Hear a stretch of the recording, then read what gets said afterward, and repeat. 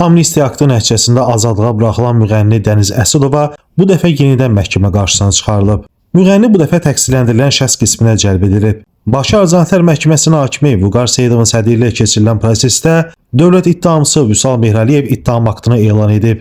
Daha sonra təqsirləndirilən şəxs Dəniz Əsədovaya söz verilib. Müğənni ona elan edilmiş ittihamla özünü təqsiri bilməyib. Qeyd edək ki, Dəniz Əsədovaya qarşı Cinayət Məcəlləsinin 32.4.308.2, yəni vəzifə səlahiyyətlərindən sui-istifadə etməyə təhrik etmə, 32.4.313, yəni vəzifə saxtakarlığını təhrik etmə, 32.312.3.3, yəni rüşvət verməyə təhrik etmə, 320-ci rəsmi sənədləri, dövlət təltiflərini, möhürləri, ştampları, blankları saxtalaşdırma, qanunsuz hazırlama, satma və ya saxta sənədlərdən istifadə etmə maddələrlə ittiham rəsülüb.